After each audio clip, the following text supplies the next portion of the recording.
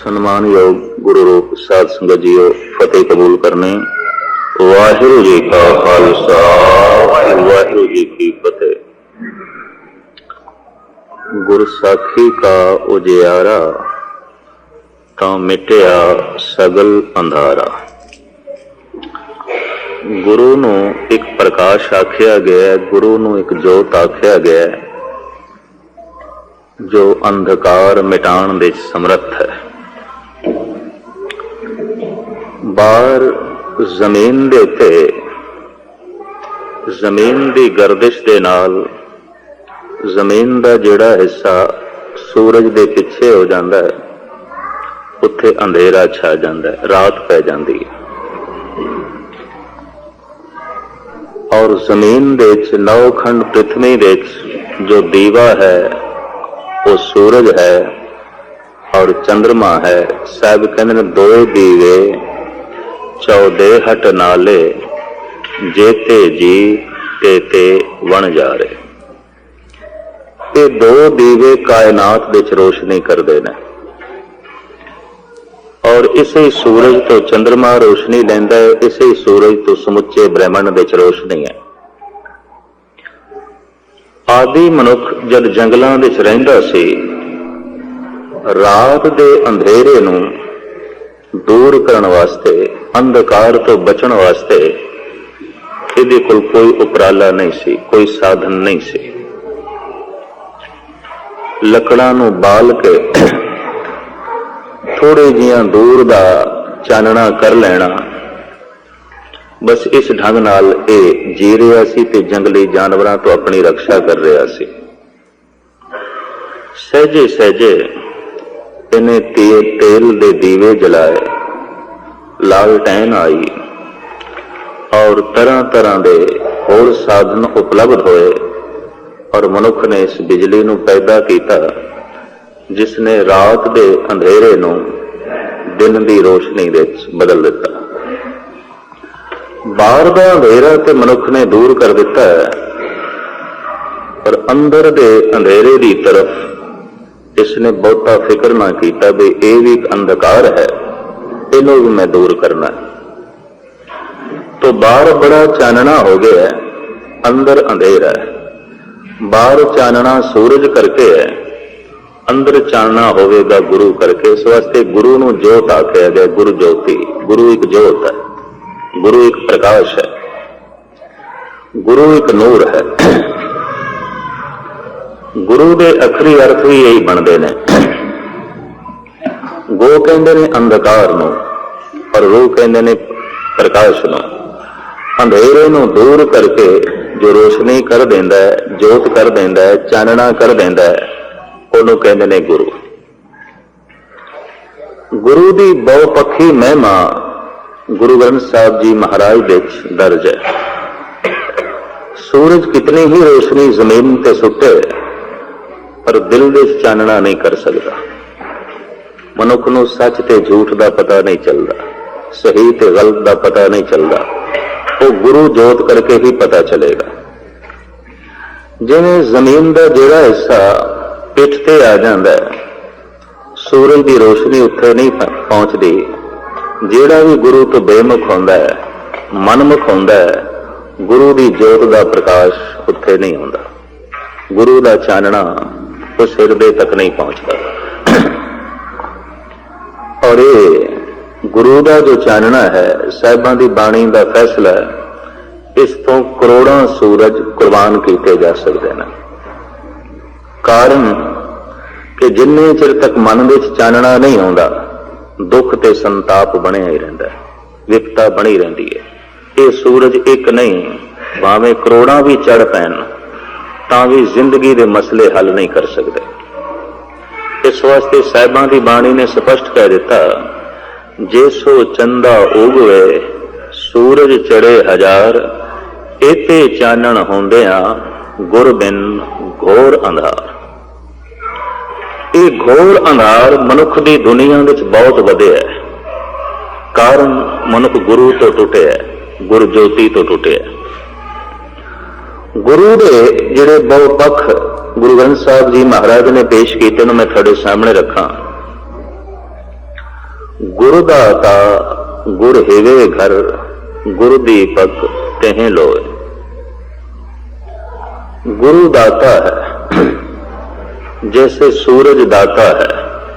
सूरज करके ही जमीन में सब कुछ मिलता है। धुप है, बरखा हो रही है, हरियावल है, बनस्पति फुटती है, इस एक सूरज करके जमीन की जिंदगी चल रही है। सूरज एको रुत अनेक, नानक करते के केते वेश।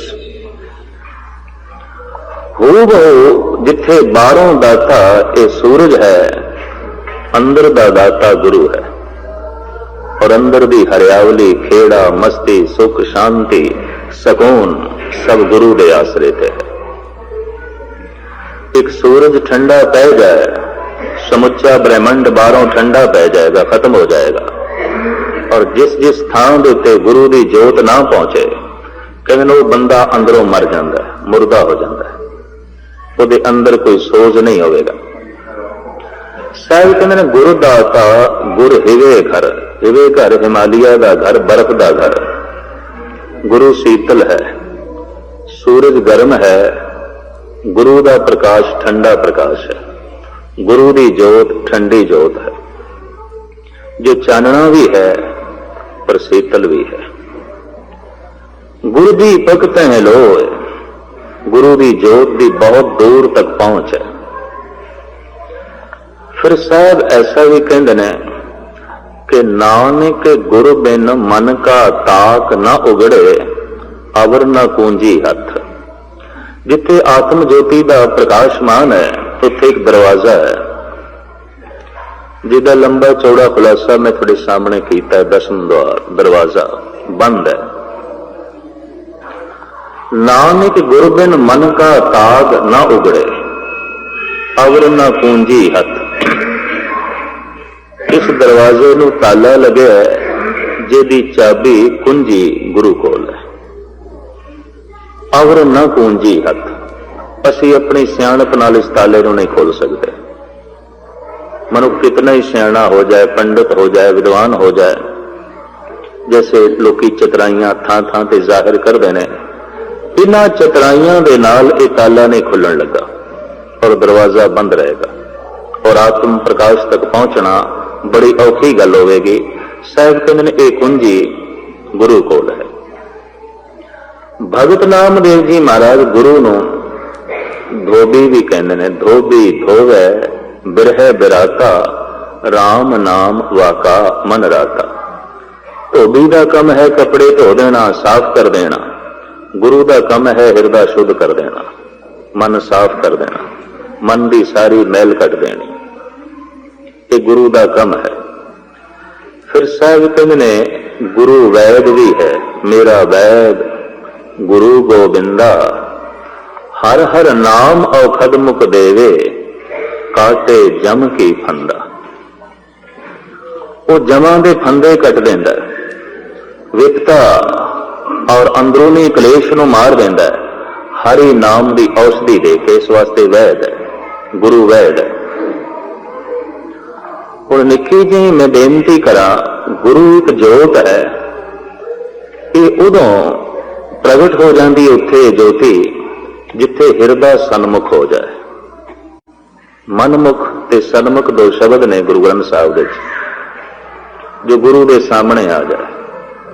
हुण सामने आना की है? गुरु शब्द नूं मन लवे, गुरु शब्द नूं अपने हिरदे च थां देवे, गुरु शब्द नूं टिकावे। मैनू गल भुलदी नहीं, एक सज्जन दी तर्क आखण लगा, जैनी जी सदियां तो हिंदुस्तान दे विच ते बाकी दी दुनिया दे विच पत्थर दी पूजा चलती रही। चाहे इस्लाम है ते चाहे ईसाईयत है, चाहे बोधी ने, चाहे जैनी ने, चाहे सनातनी ने, किसी न किसी रूप में सारे पत्थरां नूं पूजी जाते हैं।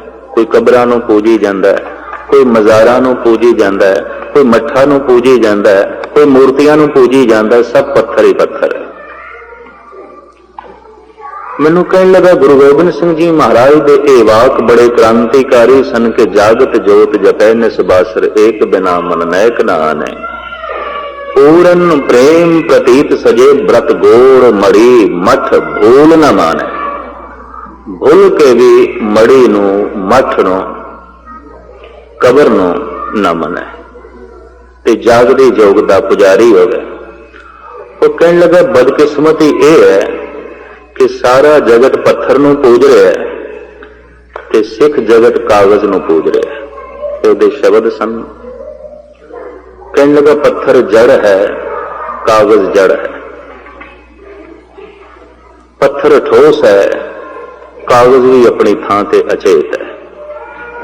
कहंदा गुरु गोबिंद सिंह जी महाराज की गल खो गई आसमान दे विच, गुरु नानक दे बोल खो गए। सनातनी पत्थरां दी परिक्रमा कर रहा है, जैनी ते बोधी पत्थरां दे अगों मत्था टेक रहे ने। संगे मरमर दीयां बणीआं होईआं कबरां दे अगों मुसलमान मत्था पे टेकदे ने। ये सारी भी मूर्तियां दे अगों झुक रहा जो पत्थर दीयां बणीआं ने। कहने लगे इस नवे धर्म तो जिसनों जन्म गुरु नानक देव जी महाराज ने दिता सी, बड़ियां उम्मीदां सन, बड़ियां आसां सन, पर यह भी कागज की परिक्रमा विच लग गया। इन्हें कागज नूं सब कुछ मन लिया और ये बोल अपनी तरफों बड़े पायदार ढंग नाल उसने पेश किए सन। गुरुद्वारा सीसगंज साहब दे उदों मैं कथा कर रहा सी। मैं उसनूं कहा मित्रा बहुत बड़ा भरम भुलेखा है संसार दे विच भी, हो सकता है थोड़ा जिहा कुछ सिख जगत दे विच भी होवे। गुरु ग्रंथ साहब जी महाराज दीयां कुछ पंक्तियां इस भरम भुलेखे नूं दूर कर देंदियां। एक पंक्ति मैं थोड़े सामने भगत सिरमौर श्री रविदास जी महाराज दी रखा। वो कहते ने तरतार अपवित्र कर मानिए रे जैसे कागरा करत विचारन। भी कागज की विचार करिए तो रविदास जी कहते ने कागज कोई पूजनीक नहीं है, कोई महान नहीं है। उन्हां दिनां विच बनदा सी ताड़ी दे दरख्त तो हिंदुस्तान विच। ताड़ी दा दरख्त मौजूद है अजकल भी हिंदुस्तान विच बहुत है। ਉਹਦੇ ਚੋਂ ਤਾੜੀ निकलती, एक रस निकलता है ਜਿਹਦੇ ਚ नशा बिल्कुल हू बहु शराब वर्गा ਹੁੰਦਾ है। ये ताड़ी ठेकिਆਂ ਤੇ ਵਿਕਦੀ है हिंदुस्तान विच। बिहार, बंगाल, यूपी, उड़ीसा ते मध्य भारत विच ये दरख्त बहुत है, बहुत तादाद विच पाया जाता है, खजूर की तरह ਹੁੰਦਾ है। ਇਹਦੇ ਚੋਂ ਨਿਕਲਿਆ ਹੋਇਆ रस उस विच कुदरती नशा है।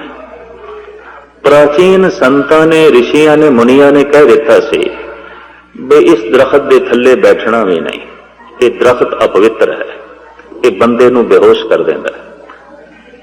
हर तरह की खुल देने वाले मजहबां ने भी शराब नूं वंडिया है। मुहम्मद साहब ने भी कह दिता हराम है, बाकी सारी खुल कर दी। बे पुरुष 4 शादियां भी कर सकता है।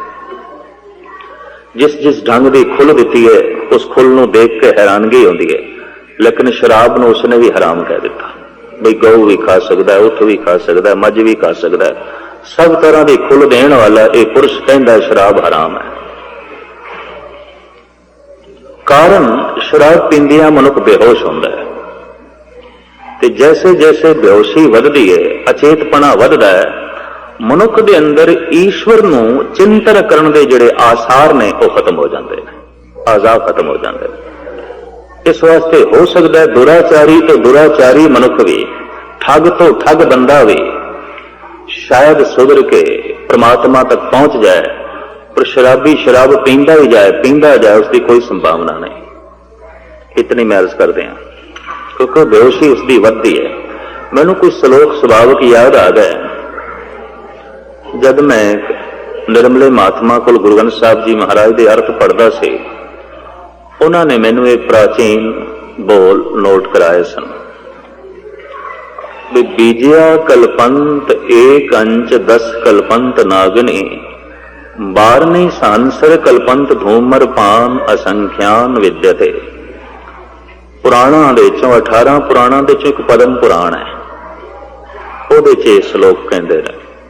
बीजिया कहते हैं भंग नूं, विजया कल्पंत एक अंश, जो भंग पींदा है एक जन्म खुआर गया, एक जन्म गया, वो जिंदगी बर्बाद हो गई। क्योंकि कुछ ना कुछ बेहोशी भंग दे च भी है, कुछ ना कुछ अचेतपना इहदे च भी है। बीजया कल्पंत एक अंश 10 कल्पंत नागने, नागनी कहंदे ने अफीम नूं। जिहड़ा अफीम खान का आदि हो गया है, ये महापुरुष कहता 10 जन्म तक मूर्ख रहेगा, सियाणा नहीं हो सकेगा, अचेत रहेगा, 10 जन्मां तक कुबड़ रहेगा। क्यों? अचेत हो जाएगा, बेहोश हो जाएगा, पशुओं की तरह जीवेगा। 10 कल्पंत नागने, वारनी सहंसर कल्पंत, वारनी कहते शराब नूं, ते जिहड़ा शराब का आदि होया है सहंसर कहते हैं हजारां नूं, हजारां जन्मां तक बेहोश रहेगा, हजारां जन्मां तक मूर्ख रहेगा। धूम्रपान संख्यान विद्या, ते धूम्रपान कहते हैं तमाकू नूं, ते जिहड़ा तमाकू पींदा है ऋषि कहता मैं गिण नहीं सकता कितने जन्म मूर्ख रहेगा, कितने जन्म कुबड़ रहेगा, कितने जन्म अचेत रहेगा। नशिया नूं इस ढंग दे नाल प्राचीन ऋषि मुनिया ने जो है भंडिया है भी बंदा अचेत होंदा है। और जिस जिस घर दे समझ लो शराब बहुतात विच वरती जा रही, लोगों ने ते खिमा करनी इसकी प्रदर्शनी करनी भी शुरू कर दी। लोग देखन सजावट का समान भी समझ लिया, लोग इतने मूर्ख हो गए, इतने नादान हो गए, इतनी ना समझी वध गई है। अचेत होना भी एक फैशन बन गया है, बेहोश होना भी एक रस बन गया है, बेहोश होना भी एक नुमाइश बन गई है। कि जब बेहोश होना भी नुमाइश बन जाए, ऐसे बंदे नूं होश दे च लियाना बड़ी औखी गल है। क्योंकि बेहोशी उसदा सन्मान है, बेहोशी उसकी इज्जत है, अचेतपना ही उसका मान ते सन्मान है। तो वारनी सहंसर कल्पंत धूम्रपान असंख्यान विद्यते, इस संबंध में मैं 5-10 श्लोक उन्हां महापुरुषों तो पढ़े सन, नोट किए सन, याद किए सन। हैरान होया कि प्राचीन ऋषि मुनि इस ढंग नाल सोचते रहे ने। गुरु ग्रंथ साहब जी महाराज विच बहुत कुछ हवाले ने, पर इस वक्त जो कुछ मैं कहना चाहता उस थां तो ना तिड़का। अर्ज मैं ये कर रहा सी कि मोहम्मद साहब ने भी कह दिता शराब हराम है, और जो पी रहा है जिंदगी हराम गई, जिंदगी व्यर्थ गई, जीवन व्यर्थ गया। हर तरह की खुल इसने दे दी बई पशुओं विचों कोई पशु खा सकते हो, 4 शादियां पुरुष कर सकता है। जन्नत विच भी की है जिहड़े लालच दिते गए ने, वो भी कोई बहुत उच्ची गल नहीं। बहिश्त हूरो गिलमा इवज़त आयत, मैं ना मानूंगा इन्हीं बातों से ए वाइज ज़ईफ ईमान होता है। इकबाल भी कहता है ए मौलवी जिहड़ी जन्नत तू मेरे सामने रखदा पिया, अगर ये बिना नमाज पढ़िया भी मैनू मिले, मैनू कबूल नहीं, मैनू प्रवान नहीं। इते ईमान कमजोर होंदा है, इते धर्म कमजोर होंदा है। बे इत्थे अंगूरी शराब दे चश्मे ने, उत्थे होरां ने, कहंदा यही कुछ नमाज नाल मिलदा है ते मैनू नमाज पढ़न दी लोड़ ही नहीं। इते धर्म कमजोर होंदा है। गरज के सियाणे जिहड़े ने वो इस चीज नूं भंडदे ने बई नहीं, इते बेहोश करदी है, बंदे नूं अचेत कर देंदी है। और वो सिलसिला जिहदे नाल बंदा रब दा नां जप सकदा है, प्रभु दा चिंतन कर सकदा है, वो सारे दा सारा जिहड़ा सिलसिला है अचेत हो जाता है। तो मैं अर्ज करा जिहड़ा ताड़ी दा दरख्त है, इहदे च जिहड़ा एक रस निकलदा है, ਉਹਦੇ ਚ बेहोशी शराब वर्गी है। तो भगत रविदास जी कहते हैं तर ताड़ अपवित्र कर मानी रे, ताड़ी दा दरख्त अपवित्र करके मनिया जाता, अपवित्र है। शास्त्रकार इतना वर्जित कर देन बई ये थल्ले भी ना बैठो, इस दरख्त दे ये कोलों भी ना लंघो, यदि हवा दे भी बेहोशी है, यदि हवा दे भी कोई नशा है, ये कोल भी ना बैठो। तर तार अपवित्र कर मानी रे, जैसे कागरा करत विचारन, लेकिन पुराना कागज इसे ताड़ी दे दरख्त तो बनता सी, इनू कट के सुखा के फिर इसके बुरादे तो कागज बनता सी। सब तो पहले हिंदुस्तान दे कागज बनाया गया ताड़ी दे दरख्त। इहदे लकड़ छिलका इस ढंग दा है कि कागज आसानी नाल बन सकता। और गालबन कोई 1500 साल पहले कहते ने एक कागज आलमे वजूद विच आया। इस तो पहले भोज पत्रों ते लिखिया जाता सी, सब कुछ भोज पत्रों के उत्ते। पहली भीड़ जी करतारपुर साहब वाली भीड़ है, जो गुरु अर्जन देव जी महाराज ने भाई साहब भाई गुरदास द्वारा रामसर अमृतसर दे संपूर्ण की थी। कागज बड़ा मोटा है, ताड़ी दे बुरादे दा, कम से कम 5-6 बंदे चाहिए ता उस भीड़ का प्रकाश हो सकता, कला बंदा नहीं कर सकता। घट्टो घट 5-6 मन के करीब वजन है।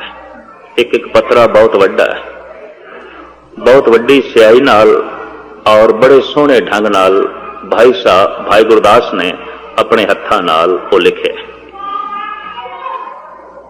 तो दरख्त जिहड़ा ताड़ी दा उहदे बुरादे तो कागज बनदा। रविदास कहंदे ने जे दरख्त पूजनीक नहीं तो फिर कागज भी पवित्र नहीं। तर तार अपवित्र कर मानिए रे, जैसे कागरा करत विचारन। कागज की विचार करिए तो कागज भी कोई पूजनीक चीज नहीं है, पर भगत भगौत लिखिए तैं ऊपर पूजिए कर नमस्कार। उस अपवित्र कागज देते जब भगवत की महिमा लिख दी जाती है, रब का नाम लिख दिता जाता है, रविदास कहते हैं पूजनीक बन जाता है। कागज में कौन मत्था टेकता है? रब के नाम मत्था टेकते हैं। जब मैं उसनों कहा बई थानू भुलेखा असी कागज के पुजारियां, 1430 सफे की भीड़ होवे, शब्द एक भी ना लिखा होवे, सिख नहीं मत्था टेकेगा, चाहे सोने की पालकी च क्यों ना प्रकाश होवे। सिख शब्द का पुजारी है, सिख ज्ञान का पुजारी है, ते ज्ञान शब्दों के विच है, ज्ञान अखरां दे विच है। अखरी नाम, अखरी साला, अखरी ज्ञान, गीत गुण गा, अखरी लिखण, बोलन बाण, अखरां सिर, संजोग वखाण।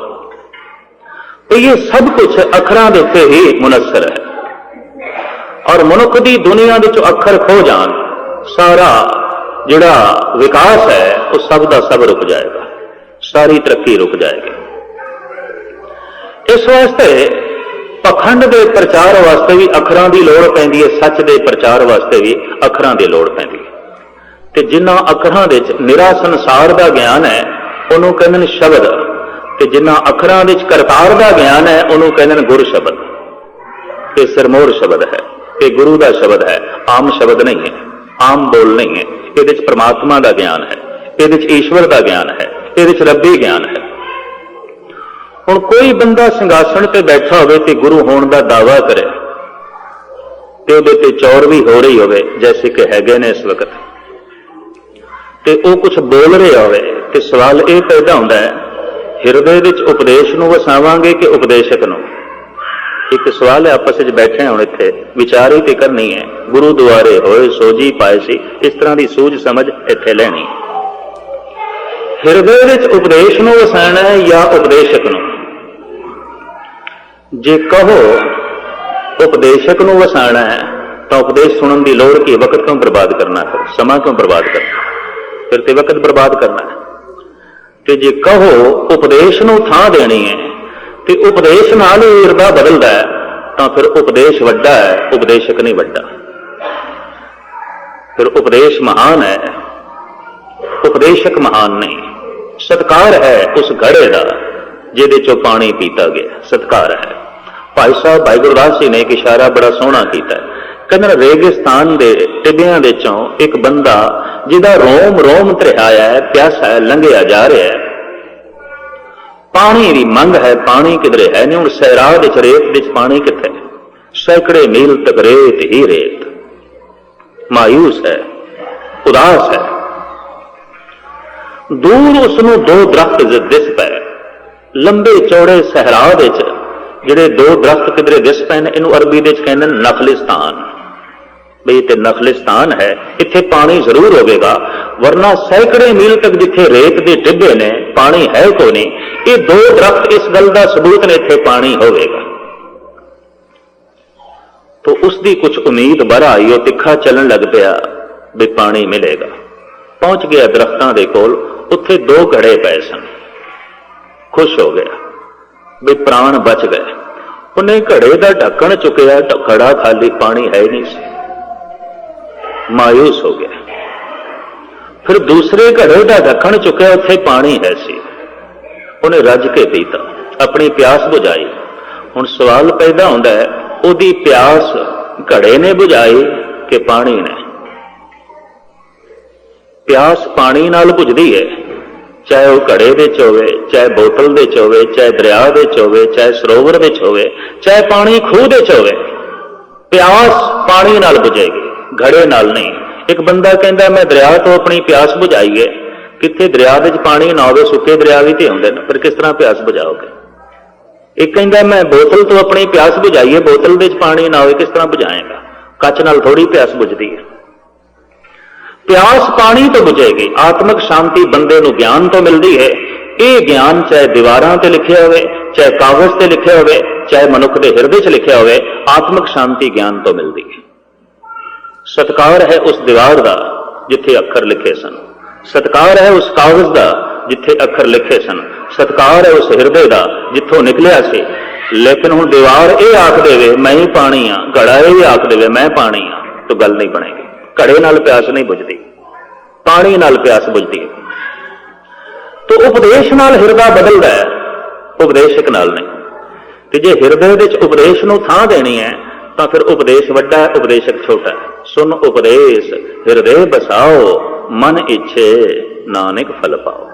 ਸਾਹਿਬ ਕਹਿੰਦੇ ਨੇ ਮਨ ਇੱਛਤ ਫਲ ਲੈ ਲਓ, ਉਪਦੇਸ਼ ਨੂੰ ਹਿਰਦੇ 'ਚ ਥਾਂ ਦਿਓ, ਗੱਲ ਮੁਕਾਓ ਬਾਕੀ।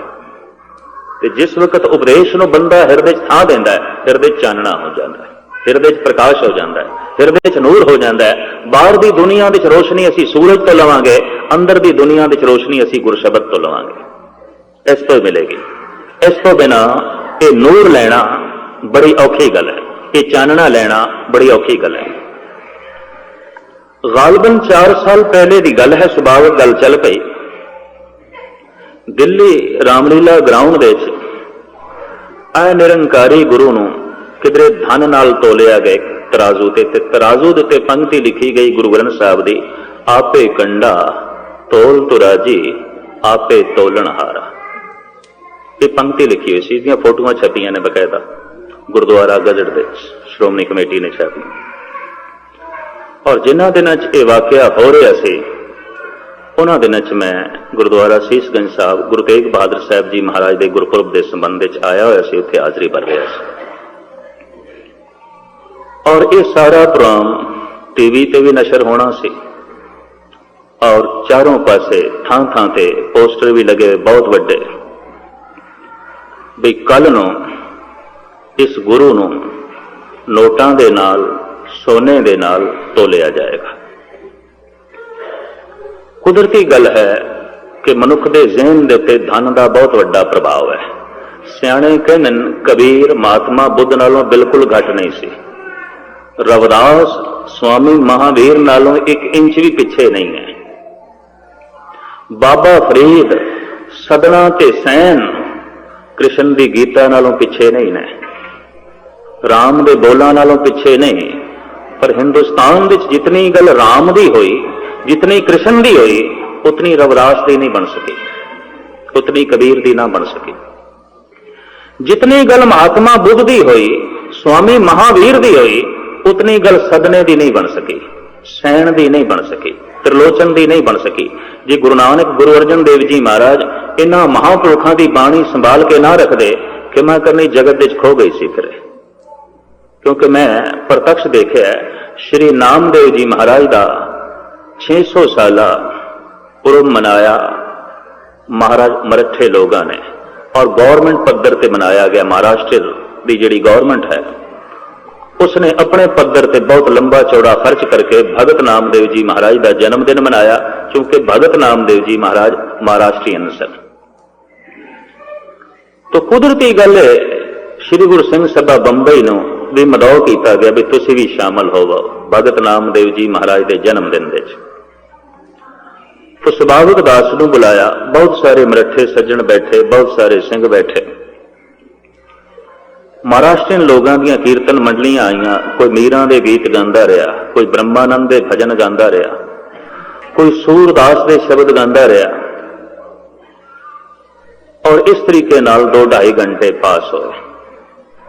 फिर मैनू अद्धा घंटा बोलण वास्ते आख्या गया। मैं कहा मैनू तो इंज जापदा जैसे मीरा का जन्मदिन मनाया गया या ब्रह्मानंद का जन्मदिन मनाया गया या सूरदास का जन्मदिन नामदेव का नहीं मनाया गया, क्योंकि नामदेव का कोई शब्द ही नहीं सुनाया गया। कहने लगे नामदेव के कुछ गीत ने, तो गुरु ग्रंथ साहब के चों 4-5 शब्द रख के मैं उन्होंने व्याख्या की थी। महाराष्ट्रियन गौरमेंट के मुखी नेता नूं कबूल करना पिया कि सिख जगत ते सिख जगत के गुरु साहिबान जे नामदेव की यह दौलत संभाल के ना रखते अज साडे कोल नहीं होनी सी। उन्होंने एहसान मनिया सी, कबूलिया। तो मैं अर्ज करा जितनी गल महात्मा बुद्ध की ते स्वामी महावीर की बनी, नामदेव की नहीं बन सकी, सदना सैन की ना बन सकी। पता है क्यों? कि आम बंदा धन तो ही प्रभावित होता है। राम राजा से, श्री कृष्ण द्वारका के राजा सन, महात्मा बुद्ध राजकुमार से, राजे का लड़का से, स्वामी महावीर का वड्डा भरा राजा से, राजघराने चो आया। तो मनुख के धन का बड़ा प्रभाव भी लै, राजा होंदे होया संत है, राजा होंदे होया भिक्षु है, राजकुमार होंदे होया तपीश्वर है। इस गल का असर कबूल किया। कबीर की जब गल चली तो लोगों ने कह दिता जुलाया ही है और की है। लोग ताने मारते सन, जुलाया ही है और की है। और खुद कहने कबीर, कबीर मेरी जात को सब कोई हंसने बलहारी, इस जात को जै जप्यो सिरजनहार। लोग तो मेरी जात का मजाक उड़ाते हैं। रविदास भी कहते हैं कि मेरी जात कमीनी, पात कमीनी, ओछा जन्म हमारा। लोग कहते हैं मेरी जात बड़ी नीवी है, मैं जात करके बड़ा नीवा। तो लोग अंदाजा कर लेंदे सन की है, जुतियां ही गणदा पे चौक दे चौर की है, ये जुलाहा है और की है, वो सदना कसाई ते सी और की है। तो धनवान ये पुरुष नहीं सन। आम मनुख धन का असर कबूल करता है तो राम ते अवतार बन गया, राम ते संत करके पूजया गया, श्री कृष्ण भी संत करके पूजे गए, महात्मा बुद्धि भी बड़ी चर्चा चली, सदने नु थां नहीं मिली, कबीर नु थां ना मिली, नामदेव नु थां नहीं मिली। सियाणे ब्रह्म ज्ञानी पुरुष कहते ने कबीर नामदेव महात्मा बुद्ध तो 1 इंच भी पिछे नहीं ने। कृष्ण की गीता के फिलसफे तो भगत नामदेव के बोल पिछे नहीं ने, बड़े कीमती बोल ने। पर चूंकि बंदे आम इस ढंग का अंदाजा लाते हैं कि धनवान होके संत बनया है तो फिर उसकी महिमा बड़ी हो जाती है। गरीब घरानिया के ये पुरुष है, इन्हों के बोलों की कदर आम दुनियादार बंदियां ने नहीं पाई। ते करीबन जी दुनिया की कदर करने वाले मनुख सन, कोई उन्होंने अवतारां दे आले दुआले खड़े हुए, उन्होंने अवतारां दे वचन नहीं मने। ये नहीं समझना चाहिए कि हिंदू जगत ने कृष्ण की गीता नूं मन लिया, नहीं, वो कृष्ण नाल जरूर जुड़े ने, कृष्ण की गीता नाल नहीं जुड़े। उन्होंने कृष्ण लीला वेखो, नाच गाना ही हो रहा और कुछ नहीं, नचण कुदण मन का चाओ, नानक जिन मन भाव ते ना मन भाव। रास लीला हो रही है, राधा नच रही है, कृष्ण जी नच रहे हैं, ग्वाले नचाए जा रहे हैं। जब गए मेरे पातशाह बिंद्राबन विच उपदेश देने वास्ते तो सारे लोग आके कहने लगे महाराज चलो रास पै रही है, कृष्ण लीला हो रही है, वेखो। भादरों के दिन सन, ते भादरों के दिनों में मथुरा के बिंद्राबन विच रास लीला चलती है, तो वेखो। साहब कहने लगे ते वेख रहे हैं असी, और सिर्फ भादरों के महीने च नहीं वेखते सी, 12 महीने वेखते हैं, हर वक्त वेखते हैं। मरदाना संगीत का शौकीन, राग का शौकीन कहने लगा पातशाह जब इतने लोग कहते तरले लेंदे, चलिए कोई संगीत दियां धुनां ही सुनांगे, कोई नवी गल करनगे संगीत की। साहब कहने लगे संगीत के भांडे उत्थे सखने ने, विचे कुछ नहीं। संगीत एक सोने का भांडा है, बर्तन है, तो बंदा 4 दिन का भुखा होवे ते सोने के भांडे अगों कर दो, भुख मिटेगी। भांडिया च कुछ चाहिए, भांडिया च भोजन चाहिए। साहब कहने लगे मरदाने उत्थे संगीत सखना है, संगीत विच रब दा नां कोई नहीं, प्रभु की बंदगी कोई नहीं, सखने भांडे ने। करीबन जगत के इस तरह के सखने भांडे सन। संगीत के भांडे विच पहली दफा भोजन परोसिया गुरु नानक ने। उस भांडे विच कुछ सौगात पाई, कुछ दौलत पाई। तो ब्राह्मण हैरान हो गए, महाराज तुसी 8 पैर ते 12 महीने किहड़ी रास वेखदे हो? इत्थे ते भादरों दे महीने च पैंदी है रास हिंदुस्तान दे च, खास करके मथुरा ते बिंद्राबन दे च। महाराज कहंदे ने घड़ियां सब्बे गोपियां, पहर कन्न गोपाल, गहने पौण पाणी बैसंतर, चंद सूरज अवतार, सगली धरती मारदन, वर्तन सगल जंजार। सूरज कृष्ण है, चंद्रमा राधा है। ਇਹਦੇ ਨੱਚਣ ਦੇ ਨਾਲ ਘੜੀਆਂ ਦੀਆਂ ਗੋਪੀਆਂ ਨੱਚਦੀਆਂ ਨੇ। ਦਿਨ ਦੀਆਂ ਤੇ ਰਾਤ ਦੀਆਂ ਕੋਈ 60 ਘੜੀਆਂ ਮੰਨੀਆਂ ਗਈਆਂ, ਇੱਕ ਇੱਕ ਘੜੀ ਲੰਘਦੀ ਹੈ। ਜਿਹੜੇ ਰੁੱਤ ਨੇ ਤੇ ਜਿਹੜੇ ਪਹਿਰ ਨੇ, ਸਾਹਿਬ ਕਹਿੰਦੇ ਨੇ ਤੇ ਗਵਾਲੇ ਨੇ, ਇਹਨਾਂ ਗੋਪੀਆਂ ਦੇ ਨਾਲ ਪੈ ਨੱਚਦੇ ਨੇ। ਪਹਿਲਾ ਪੈਰ ਦਿਨ ਦਾ ਗਿਆ, ਫਿਰ ਦੂਜਾ ਨੱਚ ਕੇ ਚਲਾ ਗਿਆ, ਤੀਜਾ ਨੱਚ ਕੇ ਚਲਾ ਗਿਆ, ਚੌਥਾ ਨੱਚ ਕੇ ਚਲਾ ਗਿਆ, ਫਿਰ ਰਾਤ ਦਾ ਪਹਿਲਾ ਪੈਰ ਆ ਗਿਆ, ਇਹਨੇ ਵੀ ਨੱਚ ਟੱਪ ਕੇ ਚਲੇ ਜਾਣਾ, ਫਿਰ ਦੂਜਾ ਆ ਜਾਏਗਾ, ਤੀਜਾ ਆ ਜਾਏਗਾ, ਚੌਥਾ। ਸਾਹਿਬ ਕਹਿੰਦੇ ਨੇ ਗਵਾਲੇ ਨੇ ਨੱਚਦੇ ਪਏ ਨੇ, ਘੜੀਆਂ ਨੱਚਦੀਆਂ ਪਈਆਂ ਨੇ। ਇਹ ਕ੍ਰਿਸ਼ਨ ਸੂਰਜ ਨੱਚਦਾ ਪਿਆ, ਇਹ ਰਾਧਿਕਾ ਚੰਦਰਮਾ ਇਹ ਵੀ ਨੱਚ ਰਿਹਾ, ਜਿਵੇਂ ਰਾਧਾ ਦੀ ਮਹਿਮਾ ਕ੍ਰਿਸ਼ਨ ਕਰਕੇ ਹੈ, ਚੰਦਰਮਾ ਦੇ ਚ ਰੋਸ਼ਨੀ ਸੂਰਜ ਕਰਕੇ। ਸਾਹਿਬ ਕਹਿੰਦੇ ਨੇ ਇਹ ਰਾਸ ਪਰਿਪੂਰਨ ਪਰਮਾਤਮਾ ਨੇ ਰਚਾਈ ਹੋਈ ਹੈ, ਅਸੀਂ ਵੇਖਦੇ ਹੀ ਰਹਿੰਦੇ ਹਾਂ, ਸਾਨੂੰ ਵੇਖਣ ਦੀ ਲੋੜ ਨਹੀਂ। ਬਲਹਾਰੀ ਕੁਦਰਤ ਵਸਿਆ, ਤੇਰਾ ਅੰਤ ਨਾ ਜਾਏ ਲਿਖਿਆ। ਅਸੀਂ ਉਸ ਦੀ ਇਸ ਕੁਦਰਤ ਦੇ ਚੋਂ ਕਾਦਰ ਦੀ ਝਲਕ ਵੇਖਦੇ ਹਾਂ। ਤਾਂ ਮੈਂ ਅਰਜ਼ ਕਰਾਂ, इस तरह की हकीकत जब सामने रखी तो महाराज ने स्पष्ट कर दिता, तुसी कृष्ण नाल जरूर जुड़े हो, कृष्ण के बोलों नाल नहीं जुड़े, तुसी शरीर नाल जुड़े हो, जोत नाल नहीं जुड़े। जे गीता पढ़िए तो गल कुछ होर है, ते जे रासलीला वेखिए तो नचण कुदण मन का चाओ, नानक जिन मन भाओ ते ना मन भाओ। जे नाच ही वेखना तो थिएटर बथेरे ने, मंदिरां जाण की लोड़ है? मंदिर नाच के अखाड़े बन गए सन, मंदिरां विच कोरा नाच रह गया सी, किसी किसी थां अजे भी यही है, मन का ही परचावा है। गुरु नानक कहते हैं ये मन का परचावा हो सकता है, बंदगी नहीं है। नचण कुदण मन का चाओ, नानक जिन मन भाओ ते ना मन भाओ। कलगीधर पातशाह कहते नाटक चेटक किए कुका जा, प्रभ लोगन के आवत ला जा। जिहड़े प्रभु दे भजन करने वाले भगत ने, उन्होंने तो इस तरह के नचण कुदण की शर्म आ जाती है, तो मन का परचावा है, और की है? कोई भगती थोड़ी है, बंदगी थोड़ी है। तो मैं अर्ज करा, नामदेव ते बाकी दे जिहड़े भगत ने, इन्हां दे बोल बड़े कीमती सन, पर धन की ताकत पिछे नहीं सी, उच्ची जात की ताकत भी नहीं सी, जात करके भी उच्चे नहीं, धन करके भी उच्चे नहीं। ते जिन्हां दे दिल दिमाग दे बहुता प्रभाव धन दा है ते जात दा है, वो कबीर दे आले दुआले इकट्ठे नहीं हो सके, वो नामदेव दे आले दुआले इकट्ठे नहीं हो सके। वो श्री राम दे आले दुआले जरूर इकट्ठे हुए, वो श्री कृष्ण दे आले दुआले जरूर इकट्ठे हुए, वो महात्मा बुद्ध दे आले दुआले जरूर इकट्ठे हुए, ते स्वामी महावीर दे भी आले दुआले इकट्ठे हुए। कबीर दी बाणी जरूर पढ़ ली, लेकिन जब कबीर दे बोलों दे पूजन की गल आई, बई ते शब्द ने अलहाम ने रब्बी गल है, उदों इनकारी हो गए। बई नहीं, माड़ी मोटी थां दे सकते हैं, हिरदे च नहीं। तो कबीर वास्ते भारत वासियों के हिरदे च कोई थां नहीं। मैं किसी थां ते गूढ़े ढंग नाल वेखण की कोशिश की है, हो सकता है मेरा यह नजरिया गलत होवे।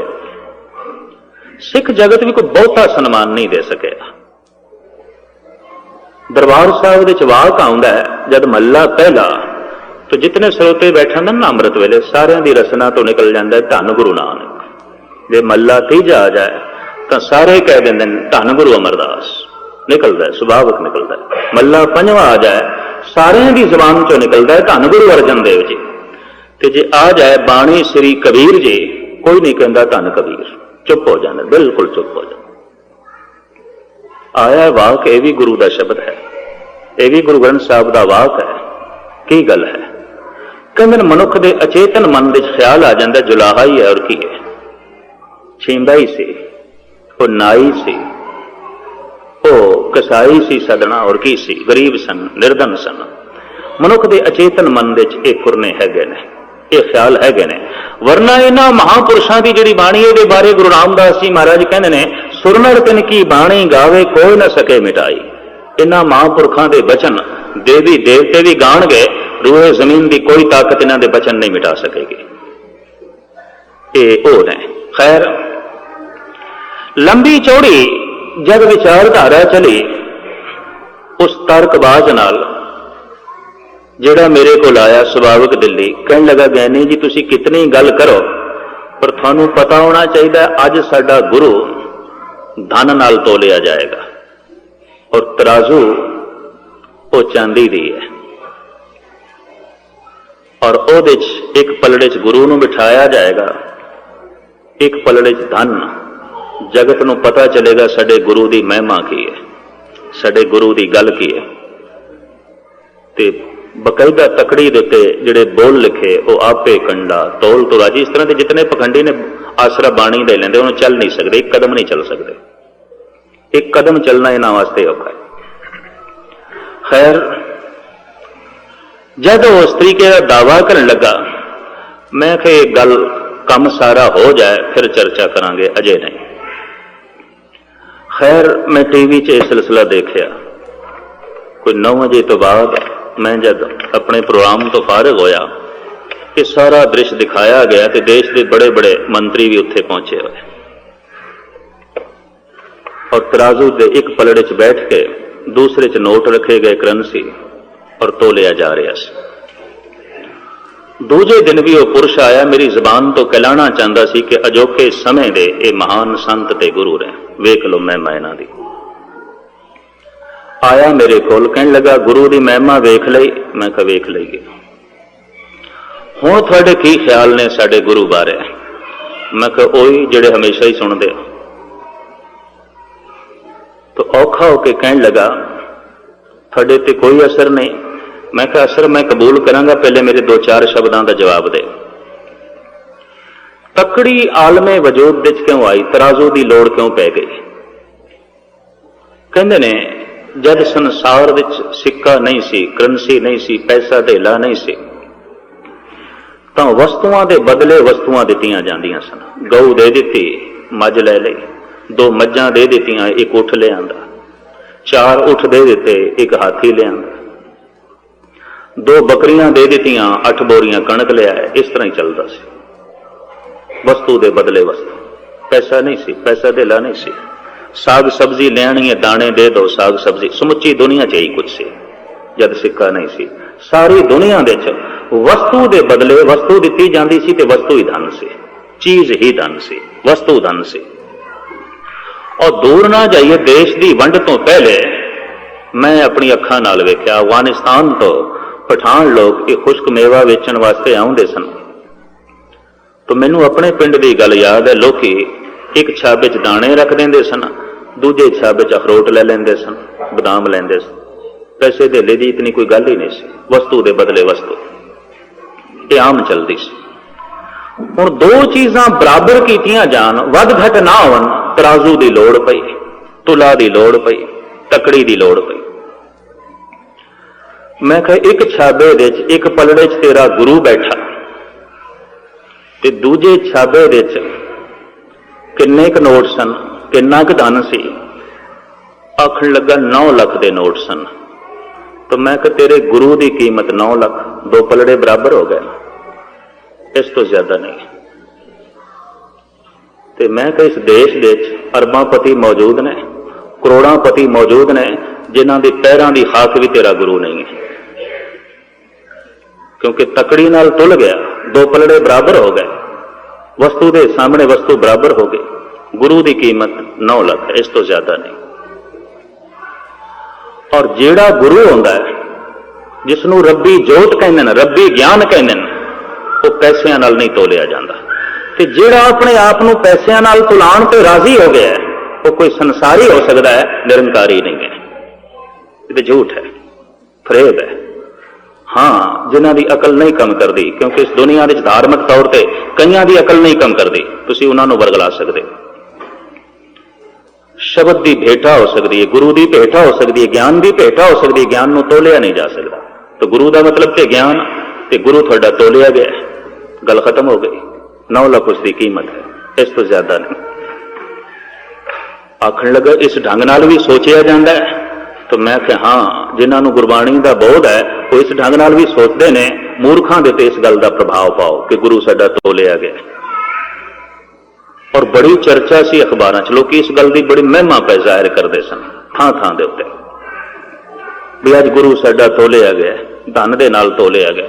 मैं उन्होंने कहा भी नेहरू नूं सोने नाल तोलिया गया सी, वो सोना 50 लाख तो भी ज्यादा दा सी जब तोलिया गया सी। शास्त्री नूं सोने नाल तोलिया गया सी मद्रास विच, वो भी 50-60 लाख तो ज्यादा दा सोना सी। फिर तेरा गुरु की उसके सामने कुछ भी नहीं, गल खत्म हो गई, सिलसिला खत्म हो गया, जवाब नहीं बनया उसके को। तो खैर भगत रविदास जी महाराज गल खोल देने, तरतार अपवित्र कर मानिए रे जैसे कागरा करत विचारन, भगत भगवत लिखेत है ऊपर पूजिए कर नमस्कार। अपवित्र कागज के उत्ते जब भगवत की महिमा लिख दी जाती है, मस्तक झुक जाता है, मनुख सजदा करता है। ज्ञान के पुजारी असी, कागज के नहीं। अखबार पढ़ते हैं, चुक के परे सुट देंगे। अगर कागज के पुजारी हैं तो उन्होंने कोई नहीं मत्था पे टेकते, गलियां च लुलदा पिया थां थां ते कागज, कौन मत्था टेकता है? नहीं, असी शब्द के पुजारी, ज्ञान के पुजारी हैं। जिस दिन पहला प्रकाश होया उस दिन गुरु अर्जन देव जी महाराज दे ये महाबोल सन, बड़े कीमती। आपका फरमान सी, सतगुर के शरीर हैं जो सब थान समय सब ना दरसै हैं। मेरा जिहड़ा शरीर है ये दर्शन तुसी सारी थां ते नहीं कर सकते जिन्हों तुसी सतगुर कहंदे हो।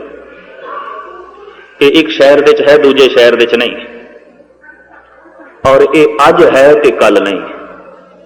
सतगुर के शरीर हैं जो, भाई साहब भाई संतोख सिंह ने जो कुछ लिखे है मैं पढ़ के थानू सरवण करा रहा। सतगुर के शरीर हैं जो सब थान समय सब ना दरसै हैं, ग्रंथ हृदा गुर को एहो जानो उत्तम है सब काल रहे हैं। मेरे स्वरूप ते यांते है दीर्घ साहिब जान अदायब कहो। दीर्घ कहते ने वड्डे नो, मेरे स्वरूप तो वड्डा करके जानना, मैं अज हां ते कल नहीं, मैं एक शहर विच हां ते दूजे शहर विच नहीं। ये शब्द जुगो जुग अटल रहेगा, हर थां ते रहेगा, हर शहर विच रहेगा। जंगल विच बैठे मनुख ने जपजी साहब का पाठ शुरू कर दिता है, गुरु मेरे संग सदा है नाले गुरु कोल है। और की सफर विच है बंदा कि जाप साहब के बोल आरंभ हो गए ने, गुरु गोबिंद सिंह जी कोल बैठे, गुरु मेरे संग सदा है नाले, सदा नाल हर वक्त संग रहने वाला गुरु चाहिए। एक ही गुरु दिल्ली बैठा होवे, विपता इत्थे पै जाए कि किस तरह करांगे, फिर वो किस तरह बोड़ेगा। ते दूजा का है सिमरिए जो जम्मे ते मर जाए, एको सिमरो नानका जो जल थल रेहा समाए। जिदा जन्म है उदा मरण भी है। सिख जगत की एकता बनी हुई है गुरु ग्रंथ साहब के आसरे ते, पूरी ताकत लग रही है मनमुखां दी, दुष्टां दी, और बहुत बड़ी राजनीतिक ताकत भी लग रही है कि किसी तरीके नाल भी गुरु ग्रंथ साहब के मुकाबले ते 5-7 बंदे होर खड़े कर दो, इस कौम नूं खेरू खेरू करो। एक राजनीतिक तौर पर बहुत बड़ा हमला गालबन 30-40 सालों तो हो रहा है, और उन्होंने एक गल दिस पई है कि इन्हां दी एकता भंग हो सकती है, तुसीं 4-5 गुरु बना छड्डो। तो लोकी एक एक कदम करके गुरु बनने की कोशिश करते हैं। अज थानू शब्द की गल सुणांदे ने, कल कहंदे ने मूर्ति, शब्द एक पासे मूर्ति, हुण मूर्ति च ध्यान जोड़ो, परसों फिर अपनी मूर्ति अगों रखते हैं। इस तरह का सिलसिला भी है। यही सहजे सहजे फिर गुरु बन जाते हैं। इत्थों ही मनुख शब्द नालों टुट जाता है। और इस वक्त 13वें-14वें गुरु का दावा नामधारी कर ही रहना। अरदास है उत्थे 13-14वां गुरु दी, मेरी गुरु गोबिंद सिंह जी तक, गुरु ग्रंथ साहब तक समाप्त नहीं की जाती। तो गुरु ग्रंथ साहब नूं गुरु ग्रंथ साहब नहीं कहते, ग्रंथ साहब कहते, गुरु तो वह है उन्हों का, बाकी ये ग्रंथ साहब ने। इस तरह के जिहड़े पुरुष ने उन्होंने अज भी करीबन भारत सरकार तो बड़ी तकवीयत मिलती है, और जब भी कभी कौमी मसला हो जाए इन्होंने कभी साथ नहीं दिता। सब स्पष्ट है, तुम 30-40 साल का इतिहास पढ़ लो, इन्होंने 3-4 लहरों के किसी ने साथ नहीं दिता, और इस कारण करके कौम हारती रही। और स्पष्ट है कि जिहड़ी भी चीज आले दुआले के प्रांतां च बनाई गई, डैम बनाए गए, उत्थों के सूबियां के हवाले कर दिते गए। पंजाब दे डैम बनाया गया, भारत सरकार का कंट्रोल।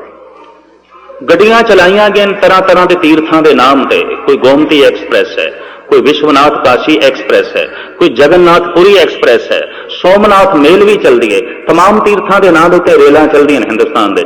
एक हुण होर नवीं रेल इस 1 अक्तूबर तो चलनी है, ख्वाजा गरीब नवाज एक्सप्रेस, दिल्ली तो अजमेर तक, वो मुसलमान फकीर के नाम से ऐलान होया सी लगातार 5-6 महीने कि गोल्डन टेंपल एक्सप्रेस चलेगी पटने साहब तो अमृतसर तक। लोग बहुत खुश होए, पर जिस दिन ये रेल चली तो अमृतसर पहुंची इसका नाम सी टाटा नगर एक्सप्रैस। ये भी इन्हों कबूल ना आया भी ये ना इन्ने शहरों चो लंघेगी गड्डी कि लोगों की रसना तो निकलेगा हरी मंदिर, स्वर्ण मंदिर, गोल्डन टैंपल। यह गल भी कबूल ना हो, स्पष्ट है सामने।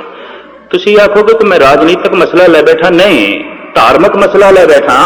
कोशिश है कि गुरु ग्रंथ साहब के मुकाबले से 5-7 फर्द खड़े कर दो तो सिखां की एकता को भंग कर दो, क्योंकि गुरु ग्रंथ साहब के आसरे से इन्हों की एकता है, इन्हों का जोड़ है, इन्हों का इकट्ठ है।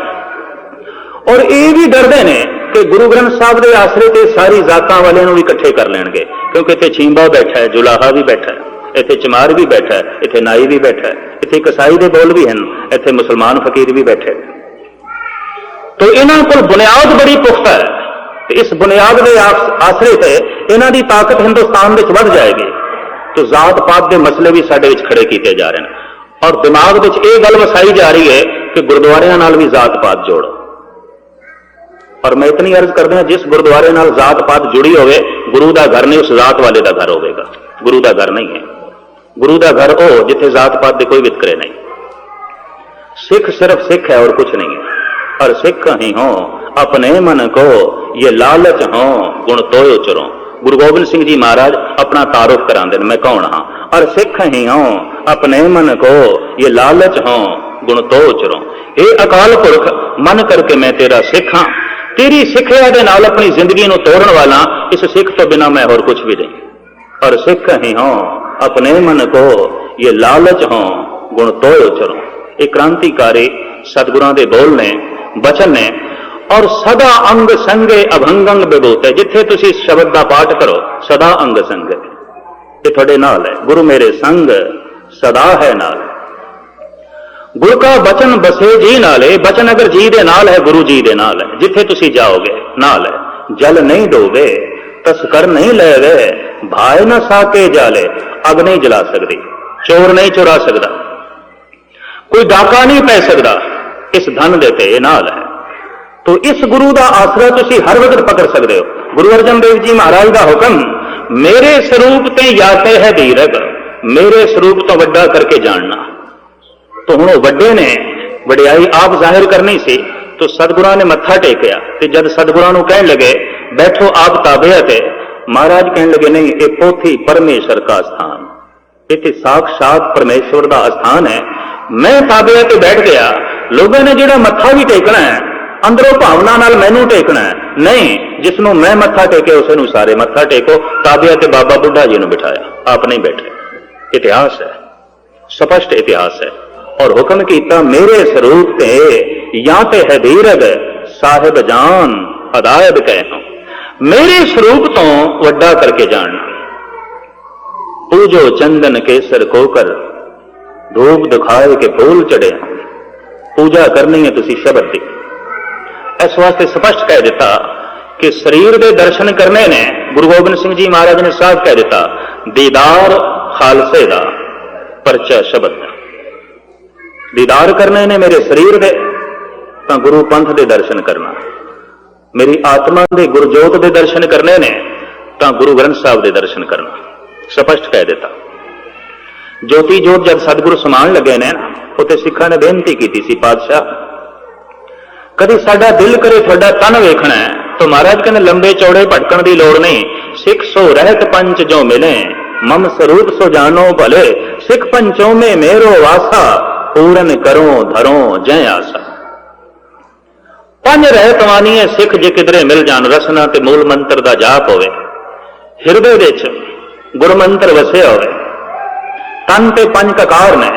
साहब कहने निश्चय करके जानी अज मेरे शरीर के ही दर्शन होए ने, किधरे भटकन की लोड़ नहीं, धक्के खाण की तेन लोड़ नहीं। कोई कहे ना शरीर तो बिना गल नहीं बनती, कह दिता करो दीदार खालसे दा परचा शब्द दा। सतगुरु ने हुक्म ऐसा किया।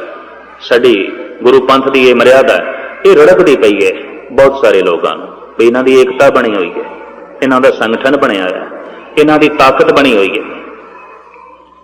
और जब पिछले दिने ये मंग की गई भी ये गुरुद्वारा है पंजाब पद्धर ते बनया होया है, आल इंडिया पद्धर ते बने, तो ना कर गए भी तो होर ताकत बढ़ जाएगी ना। सारे गुरुद्वारे एक कोई संगठन दे आ जान, ਇੱਕੋ ਹੀ ਮਰਿਆਦਾ ਚਲੇ, ਦੂਜੀ ਗੱਲ ਨਾ ਚਲੇ, ਮਰਿਆਦਾ ਇੱਕ, ਇਹ ਵੀ ਗੌਰਮੈਂਟ ਨੂੰ ਮਨਜ਼ੂਰ ਨਹੀਂ, ਇਹ ਵੀ ਵਿਰੋਧੀਆਂ ਨੂੰ ਮਨਜ਼ੂਰ ਨਹੀਂ ਕਿ ਮਰਿਆਦਾ ਇਹਨਾਂ ਦੀ ਇੱਕ ਚਲੇ, ਕਿਉਂਕਿ ਏਕਤਾ ਹੋ ਜਾਏਗੀ। ਤੇ ਮਰਿਆਦਾ ਵੱਖ-ਵੱਖ ਕਿਉਂ ਅਕਾਲ ਤਖਤ ਦੇ ਰਹਿਤਨਾਮੇ ਤੋਂ ਚਲਾਈ ਜਾਂਦੀ ਹੈ? ਬਹੁਤ ਵੱਡੀ ਸ਼ਰਾਰਤ ਹੈ, ਬਹੁਤ ਵੱਡੀ। ਵੀ ਕਿਸੇ ਤਰੀਕੇ ਨਾਲ ਤੇ ਖੇਰੂ ਕਰੋ, ਕਿਸੇ ਤਰੀਕੇ ਨਾਲ ਤੇ ਵੱਖ-ਵੱਖ ਕਰੋ। ਚਲੋ ਮਰਿਆਦਾ ਵੱਖ-ਵੱਖ ਕਰ ਦੋ, ਕੱਲ ਨੂੰ ਕਹਿ ਦਿਆਂਗੇ ਸਾਡਾ ਗੁਰੂ ਗ੍ਰੰਥ ਸਾਹਿਬ ਨਾਲ ਕੋਈ ਮੇਲ ਨਹੀਂ ਬੈਠਦਾ, ਫਿਰ ਹੋਰ ਧੜੇ ਖੜੇ ਕਰ ਦਿੱਤੇ ਜਾਣਗੇ। तो मर्यादा एको ही है, चाहे अखंड पाठ साहब रखण दी है। मर्यादा यह है कि जिथे गुरु बोल रहा है, अखंड पाठ चल रहा है, उत्थे कोई व्यक्ति व्याख्या नहीं कर सकता, उत्थे कीर्तन नहीं हो सकता, उत्थे कथा नहीं हो सकती। तुसी बर्दाश्त कर सकते हो और बर्दाश्त कर लेंदे हो, क्षमा करनी कहना पेगा वो खालसा नहीं जिहदे दर्शन दे चों गुरु दे दर्शन हो।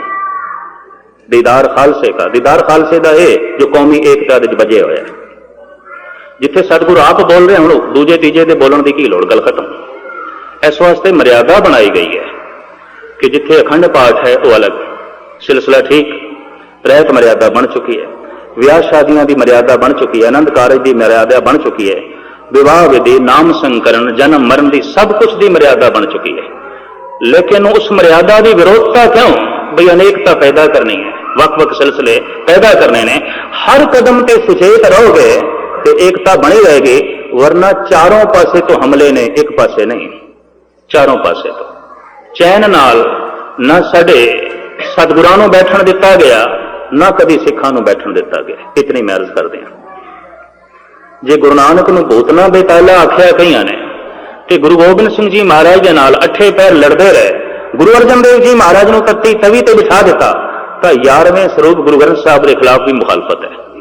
तरह तरह दी चेमें गोईयां ने। तुहानूं सावधान होना पेगा, सुचेत होना पेगा, क्योंकि तुसीं मना रहे हो प्रकाश उत्सव। इस संबंध ये जो है प्रोग्राम चल रहा है प्रकाश दिवस साहिब श्री गुरु ग्रंथ साहब जी महाराज। जमीन के उत्ते बहुत खुशियां भरा दिन से जब शब्द नूं ऐलानिया तौर पर कह दिता गया कि यही गुरु है, ये नाल हिरदा बदलता है। तुसीं शब्द का जाप करी जाओ, हिरदा बदल जाता है।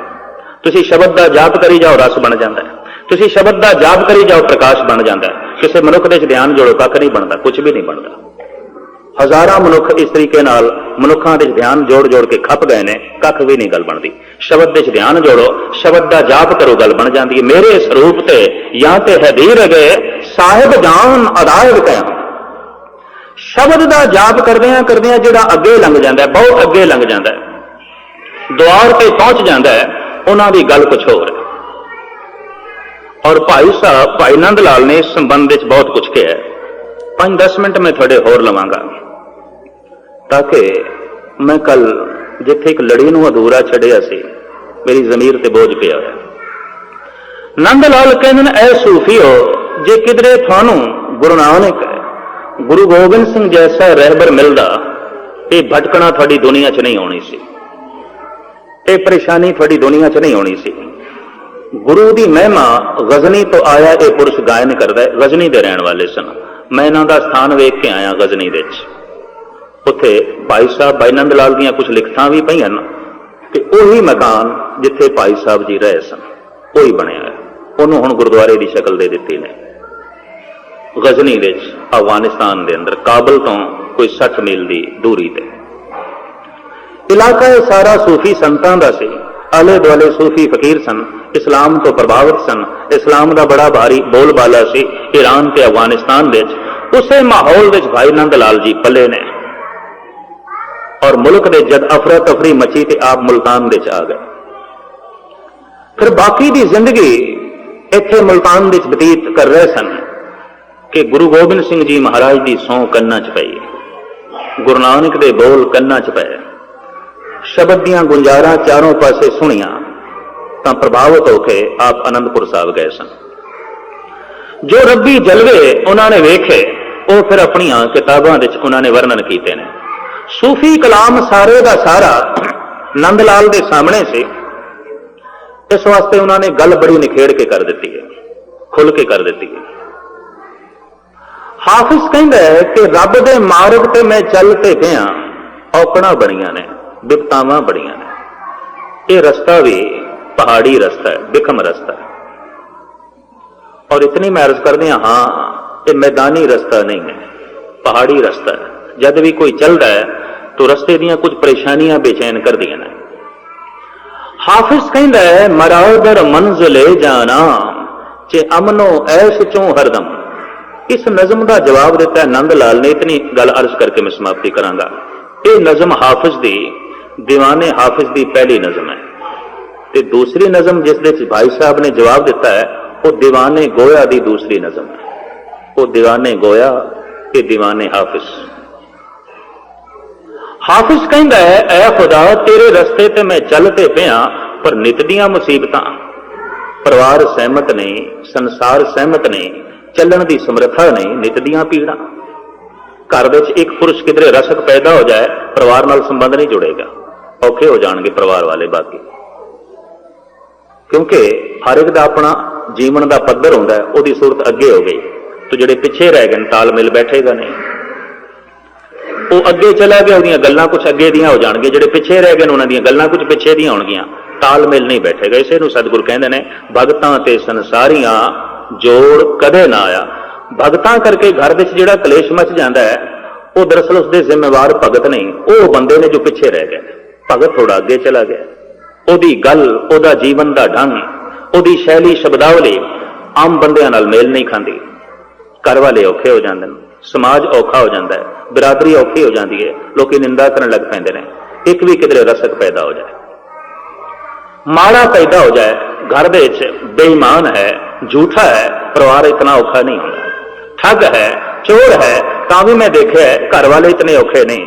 एक संत पैदा हो गया, रसक पैदा हो गया, भगत पैदा हो गया तो परिवार भी औखा हो जाता है, संसार भी औखा हो जाता है, पड़ोसी भी औखे हो जाते हैं, तरह तरह दी गल्लां चल पैंदियां, चेमेगोइयां चल पैंदियां।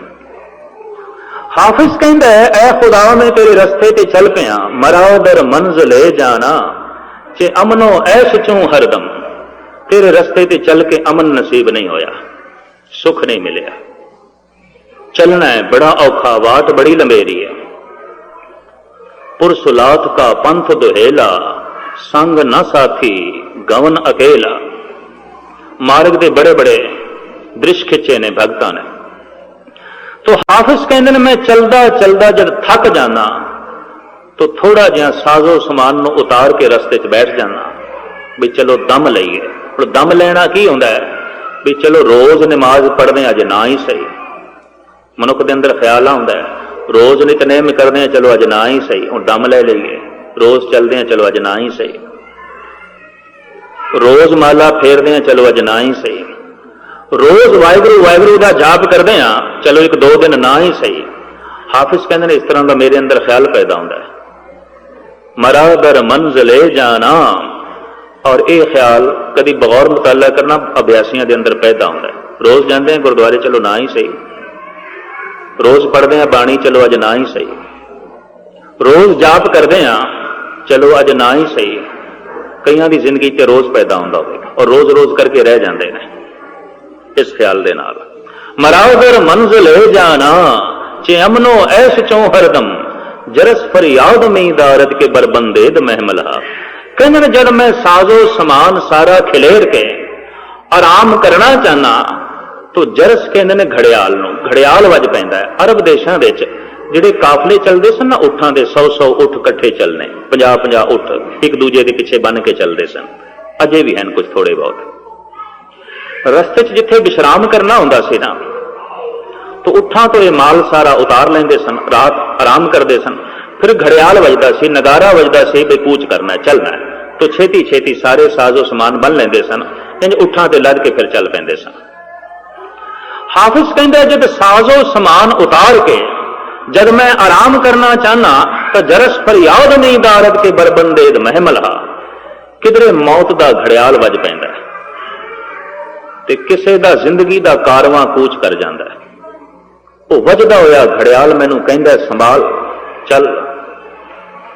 दरअसल है तो यह घड़ियाल बहरे कन्ना नूं नहीं सुनाई देंदा। पड़ोसी के जो हुआ तू अपने भी जान। जिहड़ी घटना पड़ोसी के घर घटी है वो तेरे नाल भी घटनी है।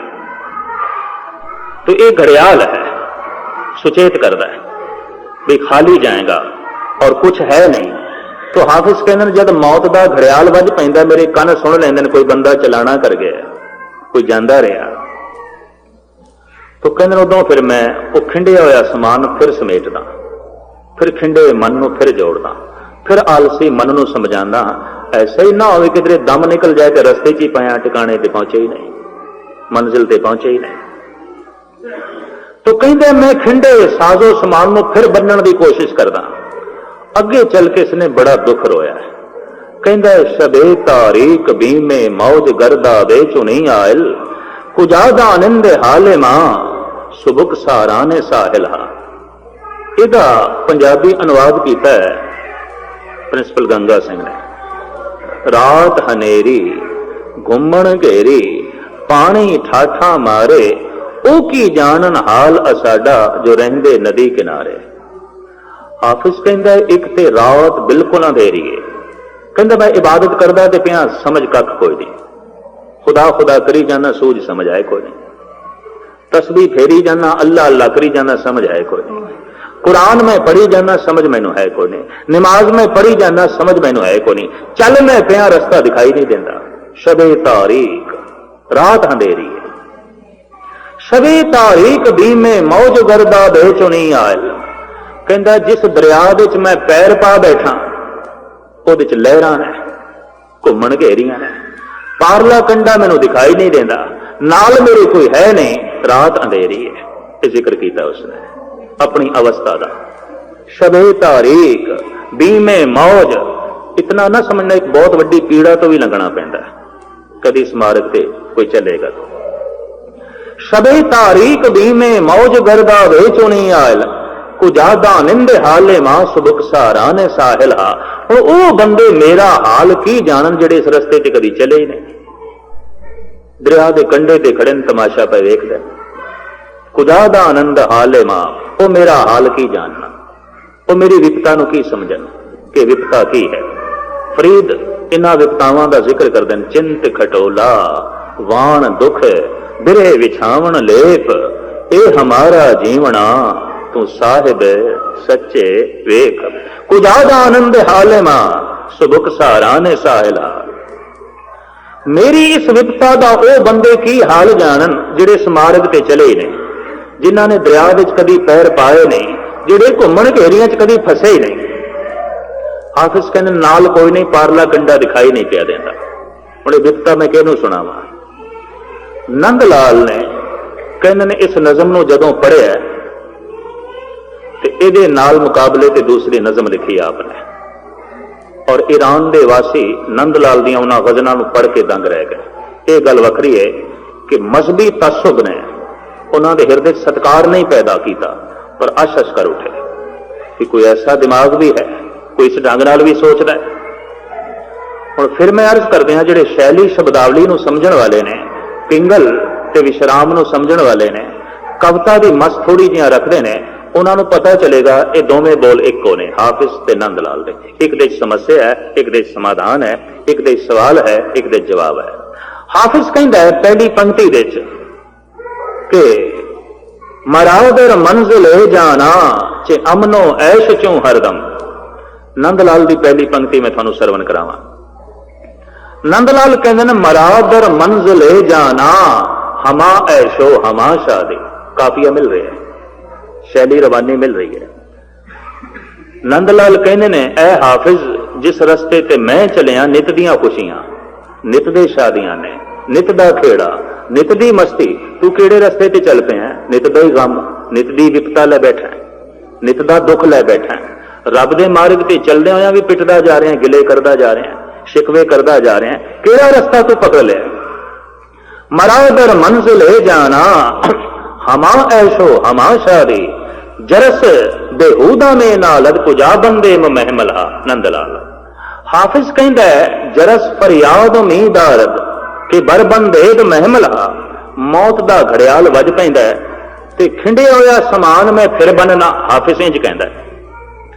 ते भाई साहब कहते ने जरस बेहूदा में नालद कुजा बंदे महमला, ਇਹ ਮੌਤ ਦਾ ਘੜਿਆਲ ਐਵੇਂ ਬੇਹੂਦਾ ਪਿਆ ਬੋਲਦਾ ਹੈ, ਫਿਜ਼ੂਲ ਪਿਆ ਬੋਲਦਾ ਹੈ। ਅਸੀਂ ਤੇ ਮਨ ਦੀ ਗਠੜੀ ਬਨ ਕੇ ਰੱਖੀ, ਕਦੀ ਖਿਲੇਰੀ ਨਹੀਂ, ਸਮਾਨ ਕਦੀ ਖਿੰਡਾਇਆ ਹੀ ਨਹੀਂ, ਬਨ ਕੇ ਰੱਖੀ। ਸਾਡੀ ਨਿਤ ਚੱਲਣੇ ਦੀ ਤਿਆਰੀ, ਅਸੀਂ ਤੇ ਤਿਆਰ ਬੈਠੇ ਹਾਂ। ਕੱਲ ਦੀ ਮੌਤ ਆਉਂਦੀ ਭਾਵੇਂ ਅੱਜ ਆ ਜਾਏ। ਜਿਸ ਮਰਨੇ ਤੇ ਜਗ ਡਰੇ ਮੇਰੇ ਮਨ ਆਨੰਦ, ਮਰਨੇ ਹੀ ਤੇ ਪਾਈਏ ਪੂਰਨ ਪਰਮਾਨੰਦ। ਐ ਹਾਫਿਜ਼ ਤੈਨੂੰ ਗਮ ਹੋ ਸਕਦਾ ਇਸ ਘੜਿਆਲ ਦਾ, ਕਿਉਂਕਿ ਤੂੰ ਸਮਾਨ ਸਾਰਾ ਖਿਲੇਰ ਬੈਠਾ, ਹੁਣ ਸਮੇਟੇਗਾ, ਬੰਨੇਗਾ, ਤੇ ਅਸੀਂ ਕਦੀ ਖਿਲੇਰਿਆ ਹੀ ਨਹੀਂ, ਬਨ ਕੇ ਬੈਠੇ, ਤਿਆਰ ਬੈਠੇ। ਜਰਸ ਬੇਹੂਦਾ ਵੇ ਨਾਲ, ਕੋਈ ਇਸ ਢੰਗ ਨਾਲ ਵੀ ਕਹਿ ਸਕਦਾ ਹੈ ਮੌਤ ਦਾ ਘੜਿਆਲ ਬੇਹੂਦਾ ਪਿਆ ਬੋਲਦਾ। ਗੁਰੂ ਗੋਬਿੰਦ ਸਿੰਘ ਜੀ ਮਹਾਰਾਜ ਦੇ ਚਰਨਾਂ 'ਚ ਰਹਿ ਕੇ ਪਤਾ ਚੱਲਿਆ ਮੌਤ ਬੇਹੂਦਾ, ਕੁਛ ਵੀ ਨਹੀਂ। ਅਸੀਂ ਤੇ ਤਿਆਰ ਬੈਠੇ, ਗਠੜੀ ਬਨ ਕੇ ਰੱਖੀ, ਸਾਡੀ ਨਿਤ ਚੱਲਣੇ ਦੀ ਤਿਆਰੀ। ਜਰਸ ਬੇਹੂਦਾ ਮੇ ਨਾਲ। ਕਿਤਨੇ ਇਹ ਪਾਇਦਾਰ ਰੱਬੀ ਸ਼ਾਇਰ ਨੇ। ਕਹਿੰਦੇ ਨੇ ਆਪ ਦੇ ਕੋਲ ਇੱਕ ਐਸਾ ਸੰਸਾਰੀ ਸ਼ਾਇਰ ਆਇਆ ਜਿਸ ਨੇ ਲੈਲਾ ਤੇ ਮਜਨੂ ਦਾ ਕਿੱਸਾ ਲਿਖਿਆ ਸੀ, ਤੇ ਆ ਕੇ ਕਹਿਣ ਲੱਗਾ ਭਾਈ ਨੰਦ ਲਾਲ, ਮੈਂ ਸੁਣਿਆ ਗੁਰੂ ਗੋਬਿੰਦ ਸਿੰਘ ਜੀ ਮਹਾਰਾਜ ਤੁਹਾਡੇ ਤੇ ਬੜੇ ਪ੍ਰਸੰਨ ਨੇ ਤੇ ਕਵੀਆਂ ਦੇ ਚੋਂ ਸਰਮੌਰ ਰੁਤਬਾ ਤੁਹਾਨੂੰ ਦਿੱਤਾ ਹੈ, ਤੁਹਾਡੀ ਬੜੀ ਪ੍ਰਤਿਸ਼ਠਾ ਕਰਦੇ ਨੇ, ਬੜੀ ਗੱਲ ਹੈ ਤੁਹਾਡੀ ਗੁਰੂ ਘਰ ਵਿੱਚ, ਤੇ ਮੈਂ ਵੀ ਕੁਝ ਨਜ਼ਮਾਂ ਲਿਖੀਆਂ ਨੇ, ਸੁਣੋ। ਜਿਹੜਾ ਇੰਨਾ ਵੱਡਾ ਸ਼ਾਇਰ ਹੈ, ਕੁਦਰਤੀ ਗੱਲ ਹੈ ਸ਼ਾਇਰੀ ਦਾ ਸਰੋਤਾ ਹੋਵੇਗਾ, ਤੇ ਮੈਂ ਸਰੋਤਾ ਲੱਭਦਾ ਫਿਰਦਾ ਸੀ, ਤੁਸੀਂ ਮੇਰੀਆਂ ਕੁਝ ਨਜ਼ਮਾਂ ਸੁਣੋ। ਭਾਈ ਸਾਹਿਬ ਕਹਿਣ ਲੱਗੇ ਸੁਣਾ। ਉਹਨੇ ਪਹਿਲੀ ਨਜ਼ਮਾਂ ਵਿੱਚ ਮਜਨੂ ਦੀ ਜੀਵਨ ਕਥਾ ਸੁਣਾ ਦਿੱਤੀ। ਭਾਈ ਸਾਹਿਬ ਸੁਣਦੇ ਰਹੇ। ਫਿਰ ਉਹ ਕਹਿਣ ਲੱਗਾ ਮੈਂ ਹੁਣ ਲੈਲਾ ਦੀ ਕਥਾ ਸੁਣਾਣਾ। ਭਾਈ ਨੰਦ ਲਾਲ ਬੋਲਦੇ ਨੇ, ਇਸੇ ਦੀਵਾਨੇ ਗੋਇਆ ਦੀ ਨਜ਼ਮ ਹੈ। ਭਾਈ ਸਾਹਿਬ ਕਹਿੰਦੇ ਨੇ ਮਗੋ ਅਜ਼ ਹਾਲ ਲੈ ਲਈ, ਹੁਣ ਨਾ ਸੁਣਾ, ਮੈਂ ਨਹੀਂ ਸੁਣਨਾ। ਮਗੋ ਅਜ਼ ਹਾਲ ਲੈ ਲਈ ਬਾਦਿਲੇ ਸ਼ੌਰੀ ਦਾ ਐ ਗੋਇਆ ਕਿ ਸ਼ਰਾਏ ਕਿੱਸਾ ਹੈ ਮਜਨੂ ਮਰਾ ਦੀਵਾਨਾ ਮੇ ਸਾਜ਼ਤ। ਮਜਨੂ ਦੀ ਗੱਲ ਤੂੰ ਕੀ ਸੁਣਾਈ ਹੈ, ਮੇਰੇ ਮਨ ਵਿੱਚ ਹੁਣ ਹੋਰ ਸੁਣਨ ਦੀ ਤਾਬ ਨਹੀਂ। ਚਿੱਤ ਗੁਰੂ ਦੇ ਚਰਨਾਂ ਨਾਲ ਜੁੜ ਗਿਆ, ਸ਼ਬਦ ਵਿੱਚ ਸੁਰਤ ਇੱਕਮਿਕ ਹੋ ਗਈ। ਲੈਲਾ ਦੀ ਗੱਲ ਸੁਣਨ ਦੀ ਹੁਣ ਤਾਬ ਨਹੀਂ। ਸੰਸਾਰੀ ਤੌਰ ਤੇ ਇਸ ਢੰਗ ਦਾ ਪ੍ਰੇਮ ਆਉਂਦਾ, ਹਿਰਦਾ ਜੁੜ ਗਿਆ ਗੁਰੂ ਦੇ ਚਰਨਾਂ 'ਚ। ਕਮਾਲ ਦੀ ਗੱਲ ਮਜਨੂ ਦੀ ਸੁਣੀ, ਜੁੜ ਗਿਆ ਗੁਰੂ ਗੋਬਿੰਦ ਸਿੰਘ ਜੀ ਦੇ ਨਾਲ। ਤੇ ਉਹ ਬੰਦੇ ਕਿਤਨੇ ਪੱਥਰ ਦਿਲ ਨੇ ਕਿ ਗੁਰੂ ਗੋਬਿੰਦ ਸਿੰਘ ਜੀ ਦੀ ਗੱਲ ਸੁਣ ਕੇ ਵੀ ਗੁਰੂ ਗੋਬਿੰਦ ਸਿੰਘ ਨਾਲ ਨਾ ਜੁੜਨ, ਗੁਰੂ ਨਾਨਕ ਦੀ ਗੱਲ ਸੁਣ ਕੇ ਵੀ ਗੁਰੂ ਨਾਨਕ ਨਾਲ ਨਾ ਜੁੜਨ। ਗੱਲ ਮਜਨੂ ਦੀ ਸੁਣੀ, ਜੁੜ ਗਿਆ ਕਲਗੀਧਰ ਨਾਲ। ਗੱਲ ਮਜਨੂ ਦੀ ਸੁਣੀ, ਸ਼ਬਦ ਵਿੱਚ ਸੁਰਤ ਜੁੜ ਗਈ। ਭਾਈ ਸਾਹਿਬ ਦਾ ਇਸ ਢੰਗ ਦਾ ਹਿਰਦਾ ਬੈਰਾਗੀ ਹੈ। ਭਾਈ ਜੀ ਕਹਿੰਦੇ ਨੇ ਇਹ ਮੌਤ ਦਾ ਘੜਿਆਲ ਬੇਹੂਦਾ ਪਿਆ ਬੋਲਦਾ, ਅਸੀਂ ਤੇ ਗਠੜੀ ਬਨ ਕੇ ਰੱਖੀ, ਤਿਆਰ ਬੈਠੇ ਹਾਂ। ਜਰਸ ਬੇਹੂਦਾ ਮੇ ਨਾਲ ਕੁਝਾ ਬੰਦੇ ਮਹਿਮਲਹਾ। ਅਗਾਂਹ ਚੜ ਕੇ ਜਿਹੜਾ ਹਾਫਿਜ਼ ਨੇ ਕਿਹਾ ਸ਼ਬੇ ਤਾਰੀਕ ਬੀਮੇ ਮੌਜ ਗਰਦਾ ਬੇਚੁਨੀ ਆਲ, ਰਾਤ ਹਨੇਰੀ ਹੈ ਔਰ ਦਰਿਆ ਦੀਆਂ ਲਹਿਰਾਂ ਵਿੱਚ ਮੈਂ ਫਸ ਗਿਆ, ਘੁੰਮਣ ਘੇਰੀ 'ਚ ਪਾਰਲਾ ਕੰਡਾ ਦਿਖਾਈ ਨਹੀਂ ਦਿੰਦਾ, ਉਰਾਰ ਤੋਂ ਦੂਰ ਆ ਗਿਆ, ਬਈ ਸੰਸਾਰ ਤੋਂ ਤੇ ਦੂਰ ਆ ਗਿਆ, ਖੁਦਾ ਦਾ ਘਰ ਦਿਖਾਈ ਨਹੀਂ ਦਿੰਦਾ। ਘੁੰਮਣ ਘੇਰੀ 'ਚ ਫਸ ਗਿਆ, ਦੁਬਦਾ ਦੇ ਨਾਲ ਕੋਈ ਹੈ ਨਹੀਂ, ਰਹਿਬਰ ਕੋਈ ਹੈ ਨਹੀਂ, ਚਾਨਣਾ ਵੀ ਕੋਈ ਨਹੀਂ, ਅੰਧੇਰਾ। ਸ਼ਬੇ ਤਾਰੀਕ ਬੀਮੇ ਮੌਜ ਗਰਦਾ ਵੇਚੋ ਨਹੀਂ ਆਇਲ ਕੁਜਾਦਾ ਨਿੰਦੇ ਹਾਲੇ ਮਾਂ ਸੁਬੁਕ ਸਾਰਾਨੇ ਸਾਹਿਲਾ। ਹੁਣ ਉਹ ਬੰਦੇ ਮੇਰਾ ਹਾਲ ਕੀ ਜਾਣਨ ਜਿਹੜੇ ਸਾਹਿਲ ਤੇ ਖੜੇ ਨੇ। ਭਾਈ ਸਾਹਿਬ ਇਸ ਦਾ ਜਵਾਬ ਦਿੰਦੇ ਨੇ, ਬੜਾ ਕੀਮਤੀ ਹੈ। ਭਾਈ ਨੰਦ ਲਾਲ ਕਦੀ ਇਸ ਸ਼ੌਕ ਦੇ ਨਾਲ ਪੜ੍ਹਨਾ। ਭਾਈ ਜੀ ਕਹਿੰਦੇ ਨੇ ਖੁਦਾ ਹਾਜ਼ਰ ਬਵਦਾਇਨ, ਤੂੰ ਕਹਿੰਦਾ ਮੈਨੂੰ ਪਾਰਲਾ ਕੰਡਾ ਨਹੀਂ ਦਿਖਾਈ ਦਿੰਦਾ, ਮੈਨੂੰ ਖੁਦਾ ਹਾਜ਼ਰ ਨਾਜ਼ਰ ਦਿਖਾਈ ਦਿੰਦਾ। ਖੁਦਾ ਹਾਜ਼ਰ ਬਵਦਾਇਨ ਬਬੀ ਦੀਦਾਰ ਪਾਕਿਸ਼ਰਾ, ਮੈਂ ਉਹਦਾ ਪਾਕ ਦੀਦਾਰ ਇਹਨਾਂ ਦੋ ਅੱਖਾਂ ਨਾਲ ਕਰਦਾ। ਤੈਨੂੰ ਪਾਰਲਾ ਕੰਡਾ ਦਿਖਾਈ ਨਹੀਂ ਦਿੰਦਾ, ਤੂੰ ਕਿਹੜੇ ਰਸਤੇ ਤੇ ਚੱਲ ਪਿਆ? ਅਸੀਂ ਤੇ ਉਸ ਰਸਤੇ ਤੇ ਪੈਰ ਰੱਖਿਆ ਜਿੱਥੇ ਪਾਰਲਾ ਕੰਡਾ ਪਹਿਲੇ ਦਿਖਾਈ ਦੇਣ ਲੱਗ ਪਿਆ, ਤੇ ਪਾਰਲੇ ਕੰਡੇ ਨੂੰ ਵੇਖ ਕੇ ਚੱਲ ਪਿਆ। ਪਹਿਲਾ ਵਤ ਸਿਆਣੀ ਹੈ ਤਾਂ ਕੀ ਜੇ ਵਾਪਾਰ, ਤੂੰ ਕਿਹੜੇ ਮਾਰਗ ਤੇ ਚੱਲ ਪਏ, ਤੈਨੂੰ ਪਾਰਲਾ ਕੰਡਾ ਨਹੀਂ ਦਿਖਾਈ ਦਿੰਦਾ। ਖੁਦਾ ਹਾਜ਼ਰ ਬਵਦਾਇਮ ਬਬੀ ਦੀਦਾਰ ਪਾਕਿਸ਼ਰਾ। ਹੁਣ ਜਿਤਨੇ ਚਿਰ ਤੱਕ ਨਿਰੰਕਾਰ ਦੀ ਅੰਦਰ ਕੋਈ ਝਲਕ ਨਾ ਪਵੇ ਤੇ ਸੰਸਾਰ ਛੱਡਣਾ ਬੜੀ ਔਖੀ ਗੱਲ ਹੈ। ਵੱਡੀ ਲਕੀਰ ਜਿਤਨੇ ਚਿਰ ਤੱਕ ਖਿੱਚੀਏ ਨਾ ਤੇ ਦੂਸਰੀ ਤੇ ਵੱਡੀ ਆਪਣੇ ਆਪ ਬਣੀ ਰਹਿੰਦੀ ਹੈ, ਉਹਨੂੰ ਛੋਟਾ ਕਰਨ ਦਾ ਇਹੀ ਤੇ ਵਸੀਲਾ ਹੈ। ਪਰਮ ਰਸ ਦੇ ਮਿਲਦਿਆਂ ਵਿਖੇ ਰਸ ਹਟ ਜਾਂਦੇ ਨੇ, ਪਰਮ ਜ਼ਿੰਦਗੀ ਦੇ ਮਿਲਦਿਆਂ ਇਸ ਜ਼ਿੰਦਗੀ ਦਾ ਮੋਹ ਮਿਟ ਜਾਂਦਾ ਹੈ। ਪਰਮ ਕਰਤਾਰ ਦਾ ਰਸ ਮਿਲਦਿਆਂ संसार दे विखे रस तो मनुख एक पासे हो जाता है। भाई साहब कहते हैं खुदा हाजिर बवदायम बबी दी दारे पाकिशरा न गर्दा बो दरो आयल न दरिया ओ न साहिला। मेरे गुरु ने मेरे मुरशद ने मैनू ऐसे मार्ग ते तोरिया है, ना दरिया पैंदा है ना घूमन घेरिया ने, सानू ते पार परमात्मा दिसदा पिया, पहुंच गए। तो किहड़े रस्ते ते चले हैं? हाफिज नू सीधा जवाब दिता, रहबर मेरा मुरशद मेरे नाल है, खुदा हाजिर बवद्दा है। तू कहना मैनू पारला कंडा नहीं दिखाई देता ते मैं इन्हां अखां नाल वेख रहा। तू कहना मेरे नाल कोई नहीं ते मेरा मुरशद मेरे नाल है, अठे पैर। मैनू ऐसे मुरशद दी जो है मिलाप हो गई है, मिलन हो गया है, जोड़ा कभी मैथों विछड़दा नहीं। तो ऐसा मुरशद सिर्फ शब्द हो सकता है, तन अज है कल नहीं। ते अठे पैर नाल ना पुत्र हो सकते ना मित्र हो सकता है, ना पत्नी हो सकती है, ना मां बाप हो सकते, ना भरा हो सकता है। अठे पैर बंदे दे नाल शब्द हो सकता है, गुर ज्योति हो सकती है। गुरु मेरे संग सदा है नाल है। भाई साहब भाई नंद लाल कहते काश कि तेनू कोई दसन वाला मिलता हाफिज कि शब्द का प्रकाश कदम कदम दे रहबरी करता है और ਉਹਦੇ ਨਾਲ पारला कंडा दिस पैंदा जाप दे नाल। तू ये ਜਿਹੜੇ रोने रो रहे हैं दुबदा दे, तेनू इस तरह के शब्द दसन वाला कोई नहीं, तेनू इस तरह के शब्दों की प्राप्ति नहीं, तेनू इस तरह के ज्ञान की प्राप्ति नहीं।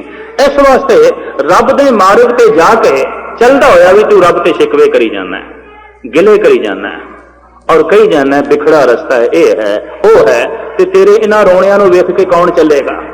भाई साहब भाई नंद लाल बड़ा हौसला वधांदे ने, मरा दर मंजिले जाना हमा ऐशो हमा शादी। रोज दियां खुशियां ने, रोज का आनंद है, रोज दे खेड़े ने। हाफिज जिस रस्ते ते मैं चलिया गम है ही कोई नहीं, दुख ना ही सब सुख ही है रे, एका एक ही नेते। गुरु अर्जन देव जी महाराज कहते हैं जिस रस्ते ते असीं चले दुख है ही कोई नहीं, संताप है ही नहीं, हार है ही नहीं। नित दी जिंदगी है, नित दा जीवन है, नित दा रस है, नित दा आनंद है। तो इस तरह का जिस शब्द विच नित दा आनंद है वो सानू प्राप्त है। और इस तरह का शब्द प्रगट होया रूहे जमीन दे विच, प्रकाशमान होया गुरजोती के रूप दे विच। वो दिहाड़ा सी कल दा हिंदुस्तान के वड्डे वड्डे शहरां विच ये पुरब बहुत वड्डे पद्धर ते मनाया जाएगा। तुसी भी इसे श्रद्धा दे नाल शायद गुरु ग्रंथ साहब जी महाराज दी कल दी हाजरी भरो ते अंदरों अरदास करो, हे पातशाह ये शब्द दी रहबरी बनी रहे, शब्द दी टेक बनी रहे, घर दे च बाहर चलदियां फिरदियां उठदियां बैठदियां ये शब्द दी रहबरी हर वक्त बनी रहे। ते चौगिरद हमारे राम कार दुख लगे न भाई। जिथे इस तरह की कार शब्द दी चारों पासे हो जाए उत्थे दुख विपतावां कलेश सारे दे सारे पखंड एक पासे हो जाते हैं। मेरे पातशाह सारियां नूं ये आधार बख्शण, सारियां नूं ये सहारा बख्शण। 2 हाजरियां मैं थोड़े चरणों च होर कल भरनियां ने, एक गालबन 10 बजे दिन दे ते शाम नूं इसे तरीके नाल 7 तो लैके 8 बजे तक हाजरी मैं थोड़े चरणों च भरनी है। ते कल दियां 2 हाजरियां भर के फिर मैं आप तो छुट्टियां लवांगा। फिर सतगुरु ने जद कदी नदी नाव संजोगी मेला कराया ते गुरु दे ये बोल मैं थानू सरवण करावांगा। अरदास है गुरु ग्रंथ साहब जी महाराज दे चरणों च कि जो कुछ मैं सुनाया है ये लेखे लगे, तुसी जो कुछ सुने हैं ये लेखे लगे। सुना के मेरे मन नू गुरुदेव बख्शिश करन, जुड़न की समर्था बख्शण ते सुन के सतगुरु थोड़ा मन जोड़े। सब तो वड्डी बख्शिश ये है, सुन के थोड़ा मन जुड़े, सुना के मेरा मन जुड़े। कोई गावे को सुने हर नामा चितलाए, कहो कबीर संसार नहीं अंत परम गत पाए। तो जुगो जुग अटल सतगुरु, ऐसा नहीं कि कल कोई मर जाए तो फिर होर नवा गुरु लभन, फिर परसों होर कोई लभन। अज 13-14 की अरदास हो रही है तो सिलसिला चलता रहा, फिर 50 हो जाएंगे। 5-5 10-10 साल के बाद तो भोग पैंदा ही जाता है। तो फिर जब 100 गुरु हो गए तो अरदास करदियां भी 2 घंटे चाहिए 100 गुरुओं का नाम लेंदे ने। इस वास्ते दूरदृष्टि यह है, सियाणप यह है कि शब्द प्रकाश जो प्रथम महले विच मल्ला पहले घर विच आया सी, वो 11वें घर विच जुगो जुग अटल टिक गया। गुरु ग्रंथ साहब जी महाराज ये अपनी सुरत और ध्यान जोड़ के उस परम आनंद नूं आप प्राप्त करो। कल सवेरे ते कल शाम नूं ਜਿਵੇਂ ਗੁਰੂ ਗ੍ਰੰਥ ਸਾਹਿਬ ਜੀ ਮਹਾਰਾਜ ਤੋਂ ਬੋਲ ਮਿਲੇ ਆਪ ਜੀ ਦੇ ਸਾਹਮਣੇ ਸੁਣਾਉਣ ਦੀ ਕੋਸ਼ਿਸ਼ ਕਰਾਂਗਾ। ਹਾਰਦਿਕ ਤੌਰ ਤੇ ਸਾਰਿਆਂ ਦਾ ਧੰਨਵਾਦ। ਤੁਸੀਂ ਟਿਕ ਕੇ ਸਰਵਣ ਕਰਦੇ ਰਹੋ ਤੇ ਮੈਨੂੰ ਆਪਣੀ ਟਿਕੀ ਹੋਈ ਧਿਆਨ ਦੀ ਬਿਰਤੀ ਦਾ ਸਦਕਾ ਸੁਣਾਉਣ ਦੀ ਸਮਰੱਥਾ ਦਿੰਦੇ ਰਹੋ। तो भुल चुक लई खिमा की याचना भी है और गज वज के आखिरी फतेह प्रवान करने। वाहिगुरू जी का खालसा वाहिगुरू जी की